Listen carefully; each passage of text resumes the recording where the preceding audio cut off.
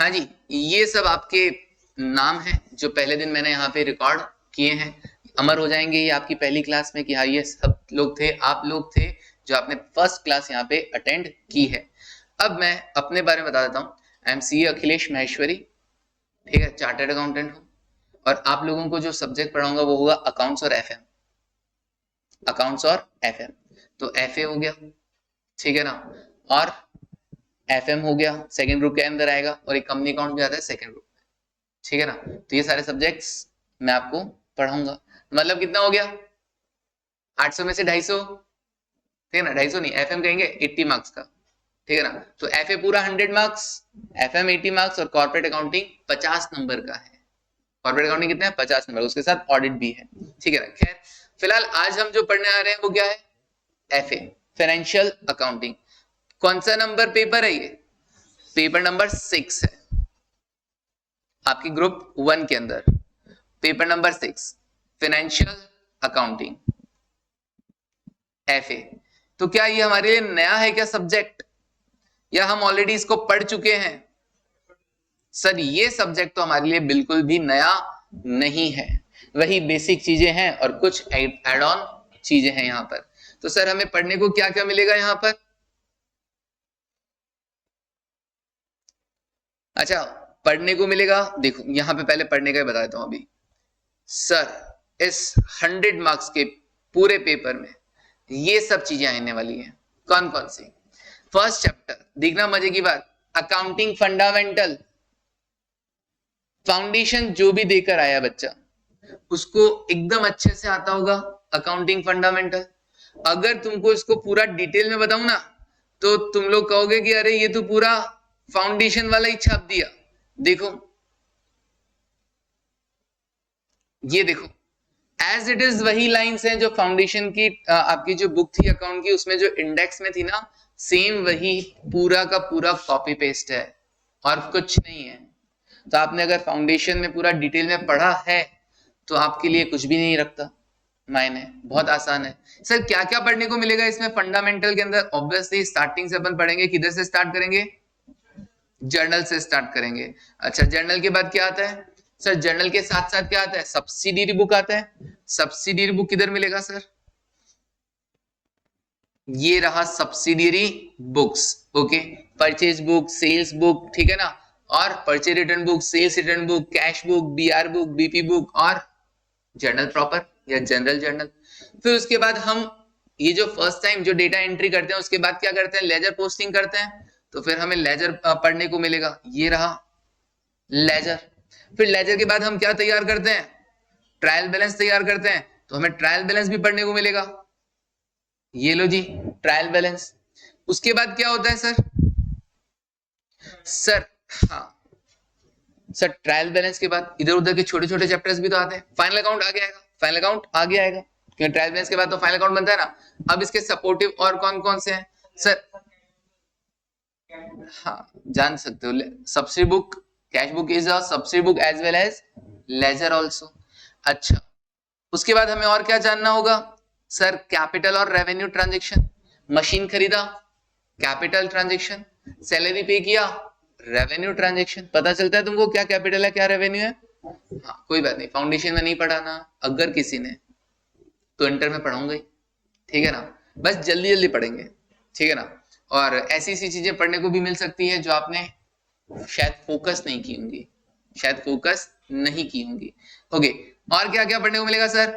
आपका favourite BRS, bank reconciliation statement फिर आ गया। और सबसे फेवरेट तो आपका सर ये होता है, कौन सा? रेक्टिफिकेशन ऑफ एरर्स होता है ना, बिल्कुल। किस किस को रेक्टिफिकेशन ऑफ एरर आता है? 1 2 3 4 5 6, वेरी गुड। जिसको जर्नल एंट्रीज वगैरह लेजर वगैरह प्रिपरेशन आता है ना उसको रेक्टिफिकेशन भी आता है। और रेक्टिफिकेशन नहीं आ रहा है इसका मतलब कहीं ना कहीं हमारे जर्नल लेजर वाले पार्ट में गड़बड़ है, ठीक है ना। हम इसमें मिस्टेक करते हैं, हमको सोचना नहीं आता, हमको ट्रायल बैलेंस में क्या प्रेजेंट करना वो नहीं आता, तभी हमको रेक्टिफिकेशन नहीं आता। अदरवाइज हमको रेक्टिफिकेशन जरूर आएगा, क्योंकि रेक्टिफिकेशन ऐसा कुछ भी नहीं है। ओके सर, और क्या आएगा इसके अलावा? इसके अलावा डेप्रिशिएशन, एसएलएम, डब्ल्यूडीवी वगैरह, इसमें आ जाएगा। कैसे एक फिक्स्ड एसेट अकाउंट बनता है, कैसे एक्यूमुलेटेड डेप्रिसिएशन अकाउंट बनता है, ये सब अपन इसमें जानेंगे। और ये जो पार्ट है ना, ये वाला पार्ट, ये तो मैं फाइनल अकाउंट का ही पार्ट मानता हूँ। क्या है? Bad debt, provision for bad debt, ये तो सब फाइनल अकाउंट में पढ़ते हैं अपन लोग, ठीक है ना। तो ये फाइनल अकाउंट का पार्ट है। तो ये रहा फंडामेंटल। अब कोई कहे कि सर ये फंडामेंटल हमारी कितना वेटेज रखता है, तो मैं बता देता हूँ, 2 चैप्टर इसमें सबसे इंपॉर्टेंट है, बीआरएस और रेक्टिफिकेशन है। बीआरएस और रेक्टिफिकेशन। बाकी जर्नल लेजर तुमसे कोई पूछने वाला नहीं है, लेकिन मुझे पढ़ाना क्यों पड़ेगा? क्योंकि मॉड्यूल में नहीं, रेक्टिफिकेशन आएगा ही नहीं उससे बिना।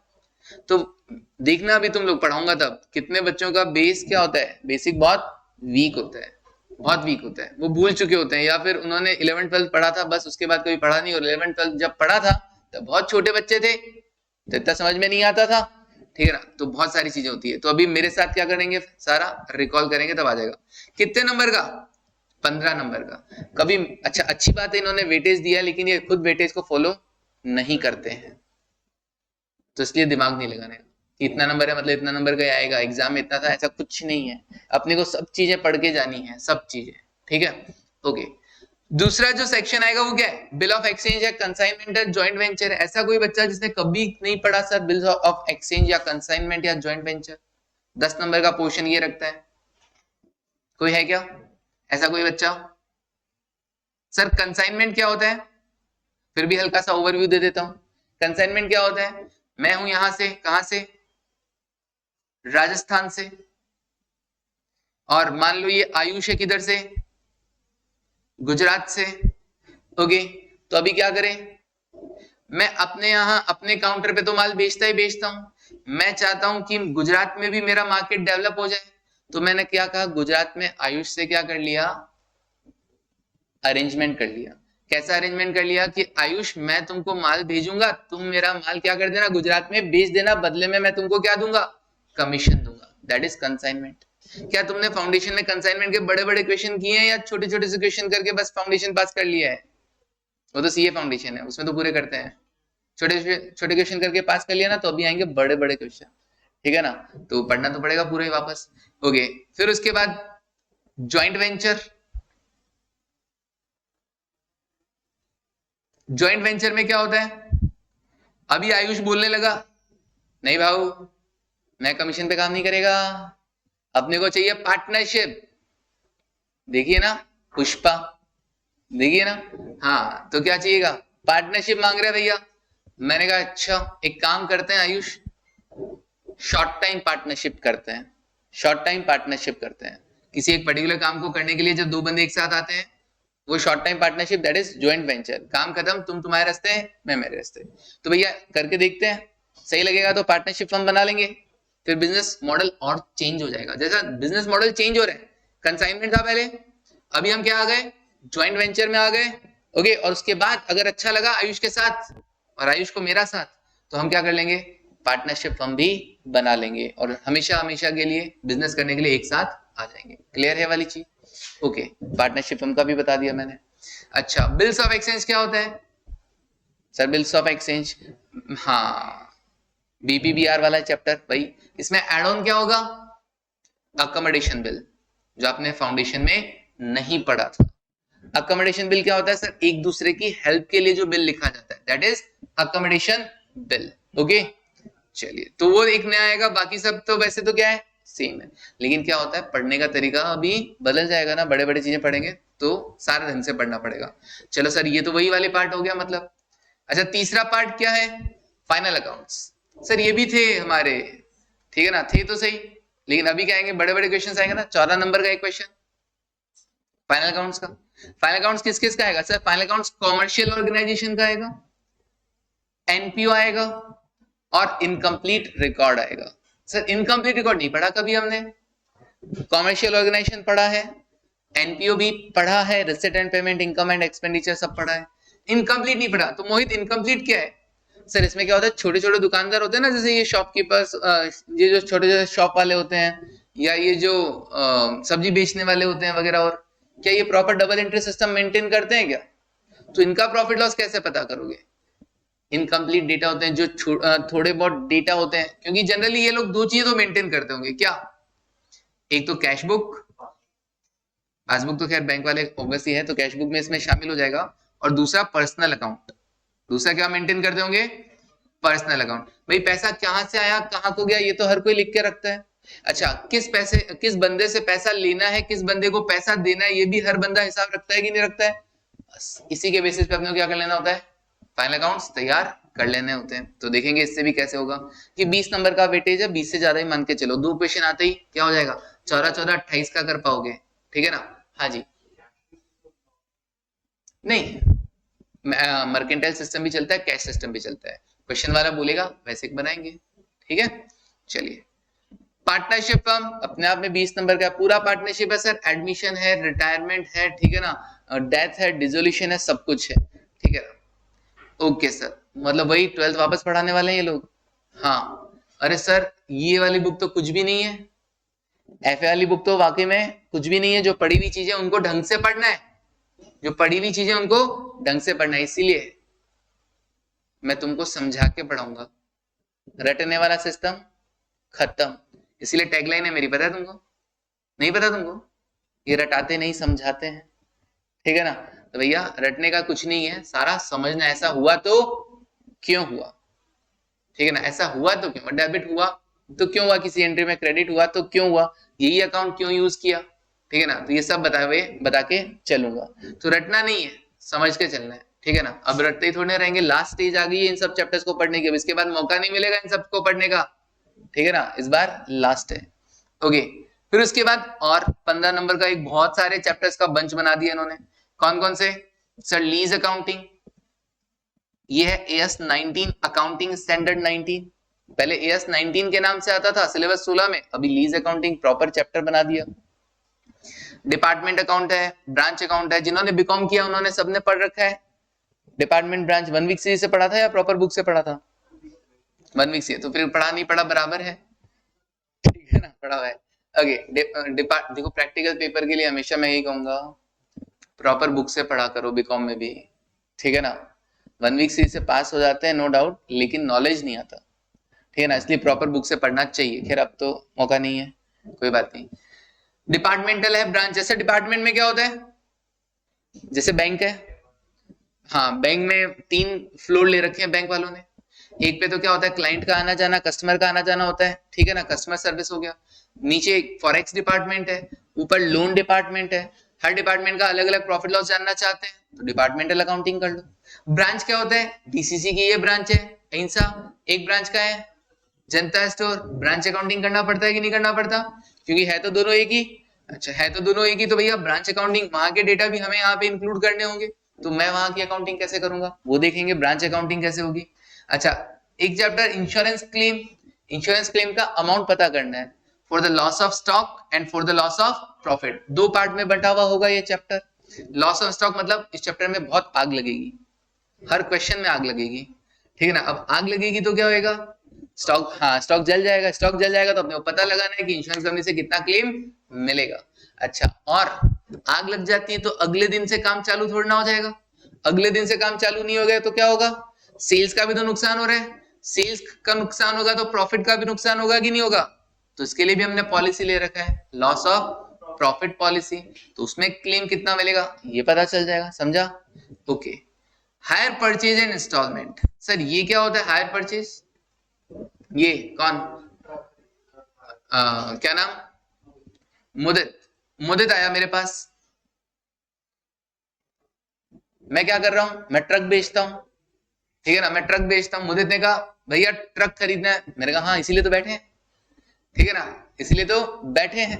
मैंने कहा, मुदित ने पूछा क्या रेट, मैंने कहा देखो रोकड़ा दो, ट्रक लेके जाओ, 1 लाख रुपए दो और ट्रक लेके जाओ।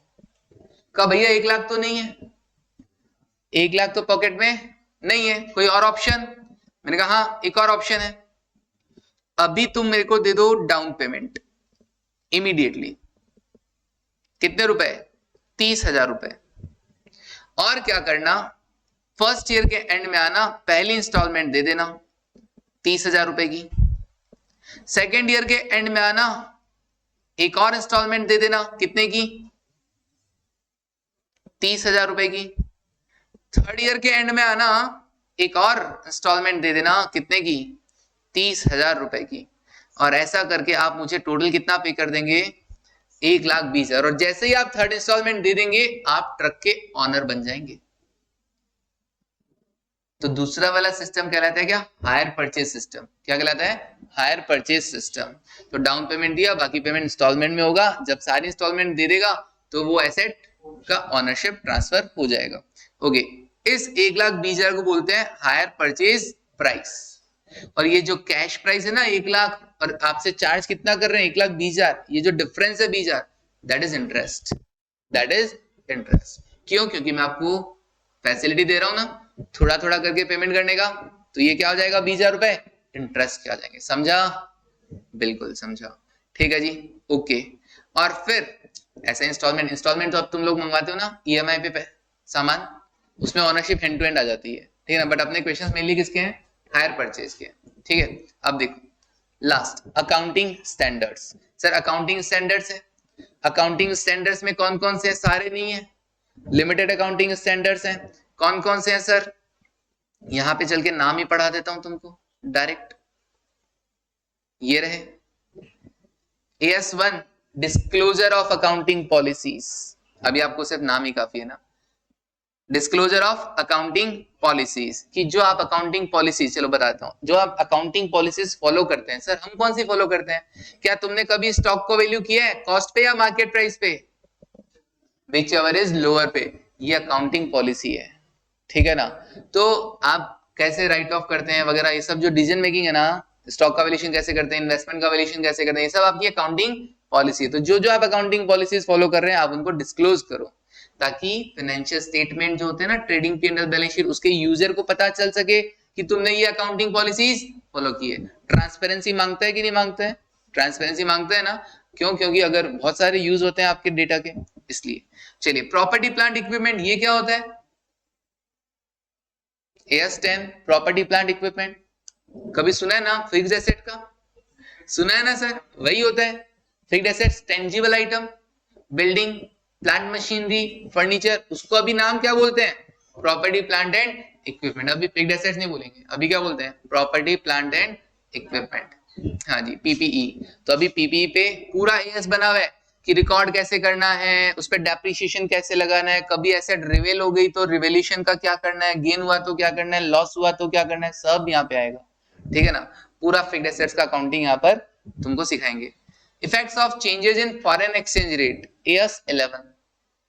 अब ये क्या होता है sir, effects of changes in foreign exchange rates, foreign से डील करते हो, हाँ करते हैं सर, ठीक है ना। मान लो तुम्हारे पास कोई एक्सपोर्ट का काम है या कोई इंपोर्ट का काम है, तो आए दिन होता है डॉलर रुपीज होता है ना, तो अपने पास कोई डॉलर पॉकेट में लेके थोड़ा ना घूमते हैं, तो अपने को इस AS का रोल आएगा, effect of change in foreign exchange rate. आज मैंने लोन लिया मान लो कितने का, $1,000 का, इसको बंद करके चालू करना पड़ेगा, खैर छोड़ो, $1,000 का मैंने लोन लिया, आज $1 इक्वल टू ₹80 है, पेमेंट करूंगा तो $1 इक्वल टू ₹85 हो जाएगा, मान लो ₹5 पर डॉलर का नुकसान हो रहा है कि नहीं हो रहा, लिया था तब तो $1 इक्वल टू 80 था, अभी 85 हो जाएगा, तो देते टाइम मेरे को 85 रुपीज देना पड़ेगा ना पर डॉलर, ₹5 पर डॉलर का नुकसान हो रहा है, तो इसको कैसे रिकॉर्ड करोगे, इसके लिए बनाया है AS11। ओके, AS12 गवर्नमेंट से कोई ग्रांट मिल गया हो, कोई सब्सिडी मिल गई हो, तो उसको अकाउंटिंग कैसे करोगे, वो क्या आ जाएगा, AS12 आ जाएगा। जैसे मैंने फिक्स्ड एसेट खरीदा, मैंने सोलर प्लांट लगवाया, गवर्नमेंट सब्सिडी देता है कि नहीं देता है, देता है। मैंने प्लांट लगवाया मान लो लाख का, 2 लाख का, 2 लाख में से मान लो गवर्नमेंट ने 1,50,000 रुपए दे दिए मेरे को, अब क्या होगा, मैं उसकी कॉस्ट कितने पे रिकॉर्ड करूंगा, 50,000 ही तो लगा मेरे, तो 50,000 पे रिकॉर्ड करो। तो ये सब पढ़ने को मिलेगा AS12 में। AS16 बोरोइंग कॉस्ट है, मतलब पैसा बोरो करते हैं किसी एसेट के रिगार्डिंग, तो उसका ट्रीटमेंट क्या करना है, बोरोइंग कॉस्ट, लोन वगैरह पे इंटरेस्ट वगैरह का क्या ट्रीटमेंट होगा। और AS22 आएगा accounting for taxes on income. जब आप टैक्स पढ़ोगे तो आपको पता चलेगा कि भैया कहानी एकदम अलग है, हम जो अकाउंट में प्रॉफिट दिखाते हैं, गवर्नमेंट उस प्रॉफिट को प्रॉफिट ही नहीं मानता है, उसका प्रॉफिट निकालने का तरीका अलग होता है। तो इस वजह से जनरेट हुआ ये AS22 अकाउंटिंग स्टैंडर्ड 22। तो एक ओवरव्यू मिल गया क्या, हाँ सर ओवरव्यू मिल गया, किस किस को ऑनलाइन में, हनीशा, हिमांशी, नीलम, निधि और श्रद्धा, ठीक है, इनको भी मिला। तो सर कैसा लग रहा है सुन के, कुछ भी नहीं है सर, ज्यादा कुछ भी नया नहीं है, बहुत कम चीजें नहीं है। ओके निधि, अब सर हमें पढ़ना कहाँ से, इंपॉर्टेंट तो ये है ना कि पढ़ना कहाँ से, पता तो चलना चाहिए ना कि कहाँ से हम लोग पढ़ेंगे। तो वो सुनो, कहाँ से पढ़ोगे तुम लोग, डीसीसी यहाँ पे आपको क्या क्या पढ़ाया जाएगा। मैं आपको एफए के अंदर क्या क्या कवर करवाऊंगा, एक तो आपका मॉड्यूल कवर करवाऊंगा, इंस्टीट्यूट ने दिया है ना आपको, वो सारे इलस्ट्रेशंस होंगे। दूसरा आपको नोट्स मिलेंगे, ठीक है ना, उसमें आधा खाली मिलेगा आधा लिखा हुआ मिलेगा, तो जो आधा खाली है वो अपने को फिल करना होगा, ठीक है। उसके अलावा आपको क्या मिलेगा, बूस्टर बुक मिलेगा। बूस्टर बुक में क्या है सर, पास एग्जाम के क्वेश्चंस है तुम्हारे सीएमए के, RTP revision test papers, MTP mock test papers, और इवन सीए के क्वेश्चंस भी मैंने उसमें इंक्लूड कर रखे हैं। तो पूरा बुक है 350 पेज का है बूस्टर बुक, ठीक है ना, वो सारा सॉल्व करना होगा, ठीक है ना। ओके, और डीसीसी आपको क्या देगा, टेस्ट सीरीज आपको बता चुके हैं ना, क्लास टेस्ट होते हैं वो तो होते हैं, लास्ट वाला जो टेस्ट सीरीज है वो बहुत इंपॉर्टेंट होता है, ठीक है ना, लास्ट के 2-3 महीने टेस्ट सीरीज ही चलेगा तुम्हारा। सर पेपर पैटर्न क्या रहेगा, ये भी कोई ना कोई फैकल्टी आपको बता ही चुका होगा, मेरे भी वही रहने वाला है। 15 एमसीक्यू जाएंगे, 2-2 नंबर के आएगा, 30 नंबर का 5 क्वेश्चन करने हैं 7 क्वेश्चन में से, तो ये बहुत बढ़िया हो जाता है ना, 7 क्वेश्चन करने हैं, सॉरी 5 क्वेश्चन करने कितने में से, 7 में से, तो 2 तो नहीं आते हैं तो अल्टरनेट में चले जाएंगे ना। ओके, 14 नंबर के क्वेश्चन आएंगे क्या सर, 7-7 के भी आ सकते हैं, 10-4 का भी आ सकता है, कैसा भी कॉम्बिनेशन बना के दे सकते हैं, 14 का पूरा भी आ सकता है, ठीक है। चलिए, तो ये आपका रहेगा। और तुमको ये भी बता दिया गया कि एक ग्रुप देना है कि 2 ग्रुप देना है, बता दिया 2 ग्रुप के क्या फायदे हैं, क्या फायदे बताओ। सर इधर 220 इधर 180 आता है, तो 400 में वो बंदा पास हो जाता है।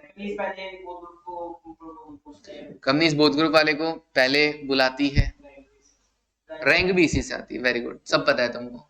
और फिर भी जो दिल के कच्चे इंसान हैं, समझ रहे हो कि नहीं, मुझसे तो नहीं हो पाएगा दोनों ग्रुप, तो एक एक करके भी दे सकते हैं। केवल उन्हीं को राय दिया जाएगा कि भाई वो तो पहले से जानता है, मैं मेरे हालात जानता हूं, मैं एक ग्रुप से ज्यादा दे ही नहीं सकता हूं, तब वो एक ग्रुप पे जाए, अदरवाइज दोनों के लिए ट्राई करे। दोनों में देने से टाइम भी बचता है। टाइम कैसे बचेगा सर, टाइम बचेगा, आप आते हो यहाँ पढ़ने के लिए आते हो, उसके बाद एक तो एक ग्रुप की क्लासेस लेके चले जाते हो, एक दोनों ग्रुप की क्लासेस लेके जाते हो, तो आपका टाइम बचेगा, आने जाने का टाइम तो उतना ही लग रहा है ना, गप्पे मारने का टाइम उतना ही लग रहा है ना, सिर्फ 2-3 घंटे एक्स्ट्रा किसके लगेंगे, सेकेंड ग्रुप पढ़ने के।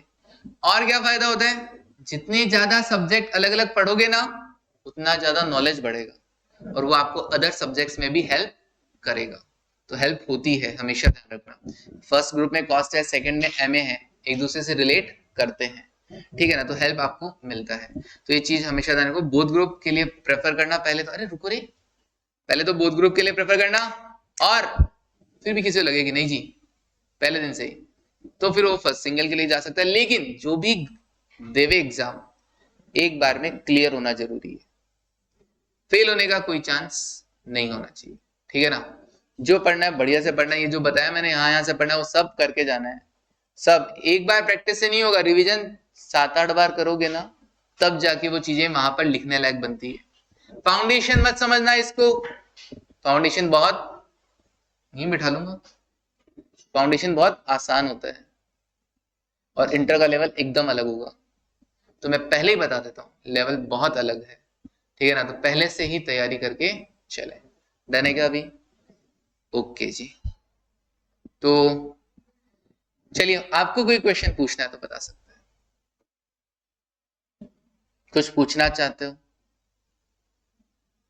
नहीं ना, पक्का जाना चाहते हो, जाना चाहते हो, जाऊं जाऊं मत करना, मेरी अगर लास्ट क्लास हो तो यहीं बैठा लूंगा 2 घंटे, ठीक है ना। चलो ओके, जाओ, thank you, take care, bye.